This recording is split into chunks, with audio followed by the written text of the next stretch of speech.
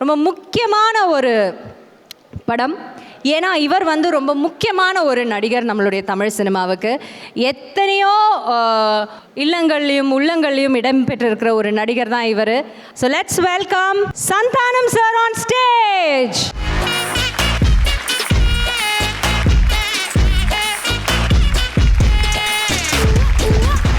Sir மாற்றி மாற்றி நீங்கள் முதலாளின்னு கூப்பிட்டுப்பீங்க. ஆனால் இப்போ வந்து நிஜமாவே அவர் உங்களுக்கு என்ன முதலாளியா இல்லை ஃப்ரெண்டா யார் சார்? முதல்ல அந்த ரிலேஷன்ஷிப்பை கோடை பிரேக் பண்ணி எங்களுக்கு கொஞ்சம் சொல்லுங்கள் சார். முதல்ல Kamal sir, Aamir Khan sir and விக்ரமண்ணா எல்லாருக்கும் வணக்கம் சார். அவங்க முன்னாடி நிற்கிறதே முதல்ல எனக்கு கொஞ்சம் ஒரு மாதிரி பதட்டமாக இருக்குது. அவர் எப்போவுமே ஃபஸ்ட்டு நாங்கள் எந்த படம் பண்ணாலுமே நாங்கள் எல்லா ஹீரோவையும் ஒரு ஒரு ரிலேஷன்ஷிப்பில் கூப்பிடுவேன். ஆர்யா வந்து மச்சானுவேன், ஜீவா வந்து பிரதர் என்னவேன், கார்த்திகை வந்து ஓயின்னுவேன், அவர் என்ன ஓயின்னுவாங்க. இவரை மட்டும் எப்படி கூப்பிட்றதுன்னே தெரியல. அப்புறம் ஏன்னா டக்குன்னு மச்சான் மாமானு கூப்பிட முடியாது. அது மாதிரி இருக்கும்பொழுது முதலாளின்னு கூப்பிட்டேன். அப்போ அவரும் என்ன முதலாளின்னு கூப்பிட்டாரு. அதுலேருந்து அப்படியே ரிலேஷன்ஷிப் இதுவாகிடுச்சு. அதான் நீங்கள் நான் ஆடி மாதம்னா கூழ் ஊற்றுறதுக்கு விரதம் இருக்கீங்களா? மஞ்சள் கலர் ட்ரெஸ்லாம் போட்டுக்கிட்டு பயங்கர சார் மங்களகரமாக வரலாமே அப்படின்னு நினச்சேன். Okay okay. ஆனால் முதலாளி அமீர் கான் சார் அரண்மனை பார்க்க வச்சிங்க தெரியுமா? இந்த பெருமைலாம் உங்களுக்கு தான் சேரும்.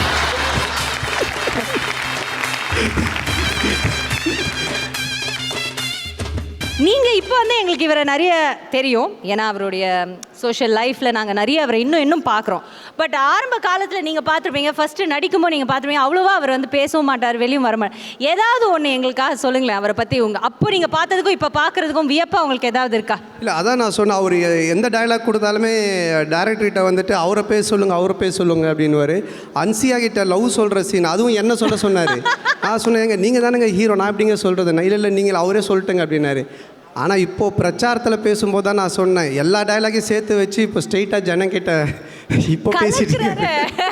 அதான் நான் சொன்னேன், ஒரு கல் ஒரு கண்ணாடியில் பேசலாம், ஆனால் ஒரு கல்லை வச்சு இப்போ என்ன பேச்சு பேசுகிறாரு அப்படின்னு சொல்லி. ஸோ அவர் ரியல் ஹீரோவாக வரணும் அப்படின்றது ஒரு ஆசையாக இருந்திருக்கு. அது கரெக்டாக ப்ரூவ் பண்ணியிருக்காரு. ரொம்ப பெருமையாக இருக்குது. நான் ஃபஸ்ட்டு ஹேண்ட்மேட் ஃபிலிம்ஸ் ஆரம்பித்தது போது ப்ரொடக்ஷன் கம்பெனி ஸ்டார்ட் பண்ணேன். அப்போது ராமநாதன் சார் தான் எனக்கு ஃபஸ்ட் காப்பி அந்த படம் கொடுத்தாங்க.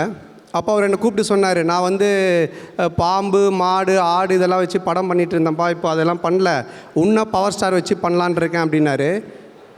நான் எந்த மீனிங்கில் சொல்கிறான்னு தெரியல. நான் போய் பவர் ஸ்டார்கிட்ட சொன்னது மாதிரி, சார் வந்து படம் பண்ணுறாரு, மாடு ஆடு குரங்கெல்லாம் வச்சு பண்ணாரு, இப்போ உங்களையும் எண்ணெய் வச்சு பண்ணுறாருன்னா உடனே பவர் ஸ்டாரில் நான் குரங்கா இல்லை மாடா அப்படின்னாரு. சிஜி எல்லாம் கிடையாது, நம்மளே மனுஷங்களே வச்சு பண்ணுறாரு அப்படின்னேன். சரி பண்ணலாம் அப்படின்ட்டாரு. கொஞ்சம் ரிலீஸில் ஃபஸ்ட் காப்பியில் எனக்கு கொஞ்சம் லாஸ் வந்துருச்சு. அப்போது அவர் சொன்னார், ரிலீஸ் பண்ணிவிட்டு வர காசில் நம்ம ஷேர் பண்ணிக்கலாம், கவலைப்படாதீங்கன்னாரு. அப்போ எனக்கு எப்படி ரிலீஸ் பண்ணுறதுன்னு தெரியல. அப்போ நான் முதலாளி தான் ஃபோன் பண்ணி, முதலாளி படம் எடுத்துட்டேன், நீங்கள் கொஞ்சம் பார்த்துட்டு ஏதாச்சும் ஹெல்ப் பண்ணுங்க அப்படின்னேன். அதனால் நம்ம முதலாளின்னு சொல்லி மூர்த்தி சார் அவரும் வந்து பார்த்தாங்க.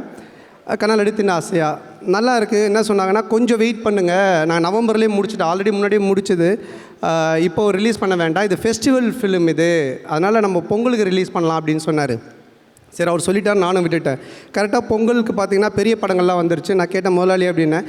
கவலைப்படாதீங்க, நம்ம போகிக்கே வந்துடலாம் ஒரு நாள் முன்னாடி அப்படின்னாரு. நிறைய பேர் சொன்னாங்க, போகிக்கெல்லாம் வந்தால் எப்படிங்க காலைல எல்லாம் கொளுத்திட்டு எல்லாம் தூங்கிட்டு இருப்பாங்க, யார் வந்து படம் பார்ப்பா, அதுவும் உங்களையும் பவர் ஸ்டாரையும் அப்படின்னாங்க. பட் முதலாளி சொன்னார், நம்ம நம்பணும், செஞ்சோம். என்னுடைய பட ஹிஸ்ட்ரியிலேயே அதிக கலெக்ஷன் கொண்ட படம் கண்ணால் அடித்துன்னு ஆசையாக தான். என்னுடைய ப்ரொடக்ஷன் கம்பெனியாக எனக்கு மிகப்பெரிய வருமானம் வந்த படமும் அதுதான். ஸோ என்னுடைய ஆரம்ப காலத்திலேருந்து இப்போது இந்த படம் ரிலீஸ் பண்ணுற வரைக்கும் உண்மையிலே என்னுடைய முதலாளியாக இருந்து பண்ணிகிட்ருக்காங்க. ஏன்னா வெளியே நிறைய பேர் தப்பாக பேசுகிறாங்க, ரெட் ஜெயிண்ட் வந்துட்டு மிரட்டி வாங்குறாங்க, உருட்டி வாங்குறாங்க படத்தை. அப்படிலாம் கிடையாது. என் படத்தை வாங்கி ரிலீஸ் பண்ணும்போது அவங்க ஆட்சியிலே கிடையாது. ஆனாலும் வாங்கி அப்போவும் நிறைய பிரச்சனை இருந்துச்சு, எனக்கு ரிலீஸ் பண்ணி கொடுத்து எனக்கு ஹிட் பண்ணி கொடுத்தாங்க. ஸோ அப்படிப்பட்ட ஒரு நிறுவனம் தான் ரெட் ஜெயிண்ட். அதனுடைய ஒரு உழைப்பும் ஒரு நல்ல எண்ணம் தான் இன்றைக்கி 15 வருஷம் இங்கே வந்து நிற்குது. ஸோ அதுக்கு என்னுடைய மனமார்ந்த வாழ்த்துக்கள். தேங்க்யூ முதலி. Thank you Santhanam sir. நாங்களும் உங்களுடைய ஒவ்வொரு படம் வரும்போதும் காத்துக்கிட்டு இருக்கோம். ஆக்சுவலாக அந்த விக்ரமில் சார் வந்து ஒரு டைலாக் ஒன்று சொல்லுவாங்க, பெரிய பெரிய வீரங்கள்லாம் சொல்கிறது பார்த்துக்கலான்னு. அந்த மாதிரி இப்போ நிறைய ப்ரொடியூசர் சொல்கிறது வந்து ரெட் ஜெயிண்ட் இருக்குது பார்த்துக்கலாம் அப்படின்றது தான். அதுக்கு ரொம்ப நன்றி. Thank you sir. Thank you Kamal sir. Camera.